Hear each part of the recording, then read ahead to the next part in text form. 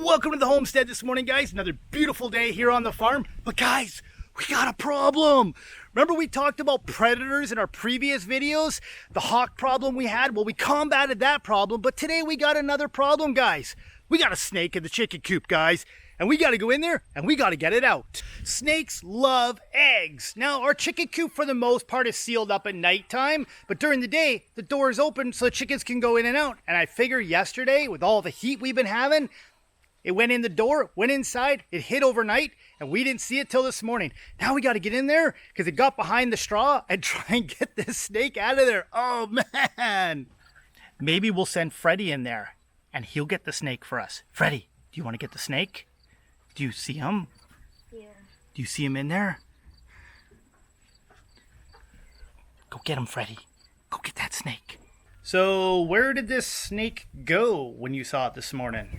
Well, I opened the door and I went to step in, and I was used to all the feathers that we got on the ground here, and I went to step, but one of the feathers moved, and it slithered in between the two feed cans.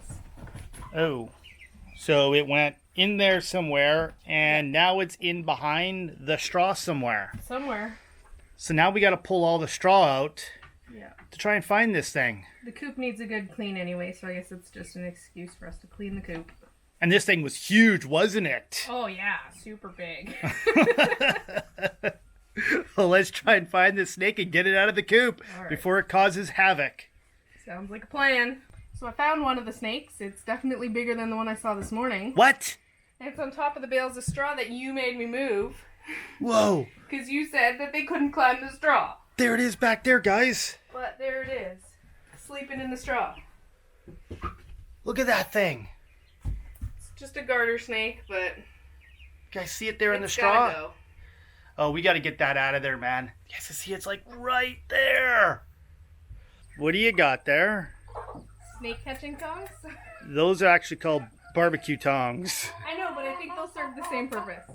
And then we're going to put it in this 5-gallon bucket, and then we're going to rehome it. Yes, in the far back. Way far away from... back. We don't want it coming back. No, we're going to take it to the other side of the field behind us. We should probably destroy the snake because we don't want it to come back.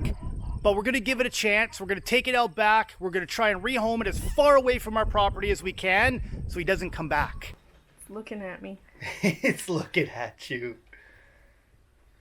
You only got Why one. are my tongs longer? Come from behind its head. What? You want to grab it from its head and come from behind so it can't see you. Snakes can't see behind you. You can't look at him looking at me. Oh, he's turning his head. He's like, what are you doing? Those are barbecue need a distraction noodle. You need a distraction noodle? Oh yeah, distract him in the front and then come around from the back.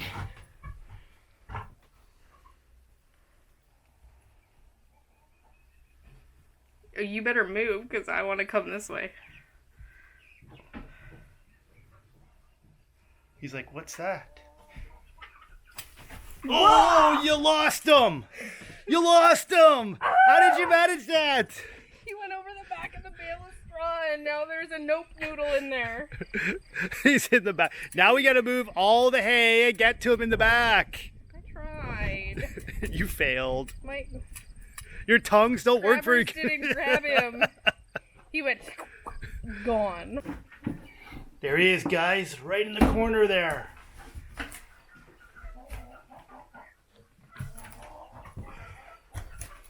Right down there, guys. Just a little one.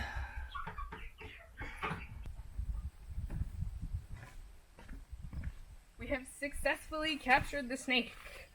Gonna go take him out past the woods and let him go out back somewhere where hopefully he won't come back to the chicken coop. Those are just some of the things that you got to deal with when you're a chicken owner, guys. Snakes in the coop. Nobody likes snakes. So guys, what don't you see behind me? That's right, guys, the wood pile. We got those bees. Using the power washer worked to get in there, blast out the hive, scare away the rest of the bees, and we were able to get the rest of the wood, guys. So we got it downstairs in the wood cellar. We'll take you guys down there and show you guys how much wood we got for this winter. So guys, this is our final load of wood for the summer. This will be load number 20, guys. That's right, 20 loads in this wagon.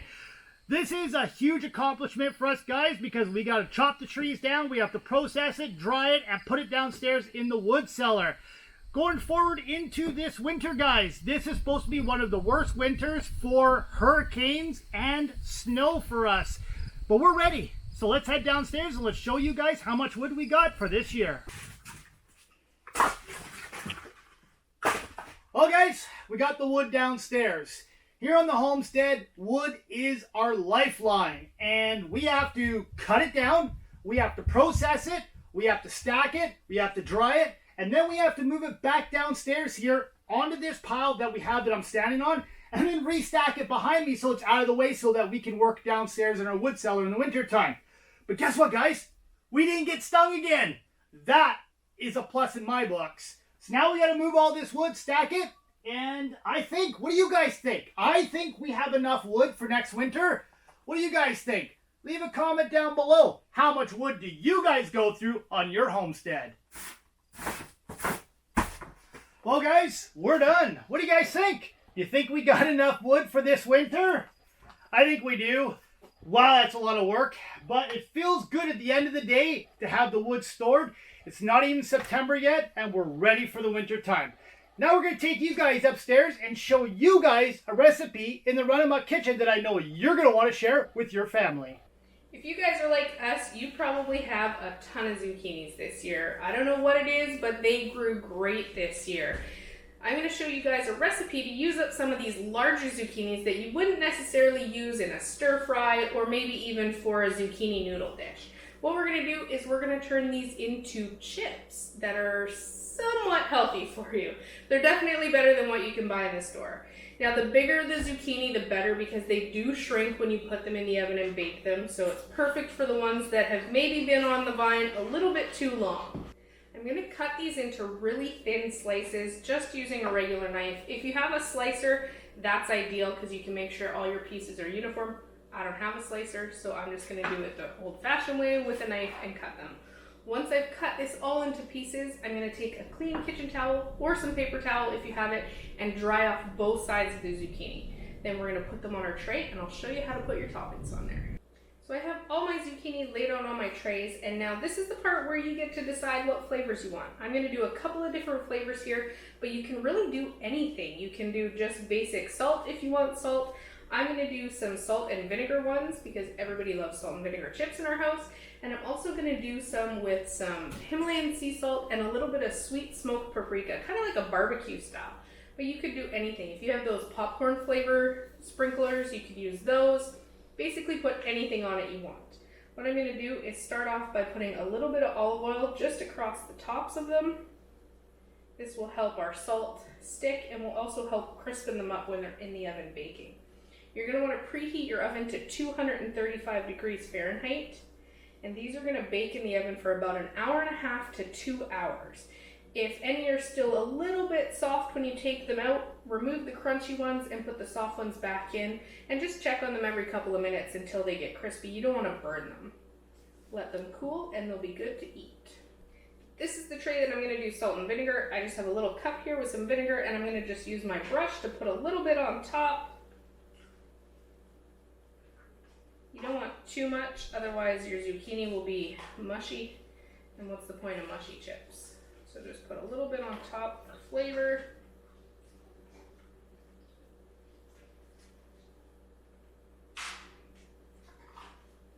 And then we're going to take our pink sea salt, and I'm just going to sprinkle it over top.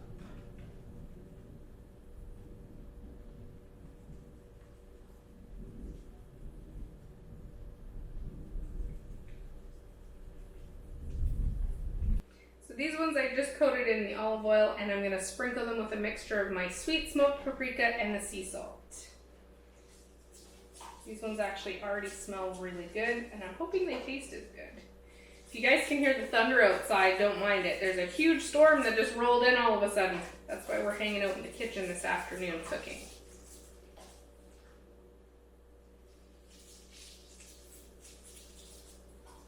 Of course, you can put on as much or as little flavoring as you want. It's all about taste. I'm I'm gonna pop both of these trays in the oven at 235 degrees Fahrenheit for the next hour and a half to 2 hours, and we'll come back and check on them. So these ones have been in the oven about 2.5 hours. I had to go longer because my slices were thicker than if you were using a slicer to cut them paper thin. I'm gonna let them cool and then we'll give them a try. Now that they've cooled down a bit, you guys know the ultimate test is whether or not the kids will eat them. Hey, you guys, want to try something? Coming! Wow, those are yummy. Can we try one? They're still a little warm, so be careful. Thank you. What do you think? These are good. Yum. These are really good. There we go. The kids like them, so I guess it's a hit. I think if I want to make them again, though, I'm going to need to get a slicer so that I can make sure I get them nice and thin so that they crisp up a little bit quicker. This recipe seems to be a hit. Thanks so much for hanging out with us today, guys. We'll see you in the next video. As always, thanks for watching.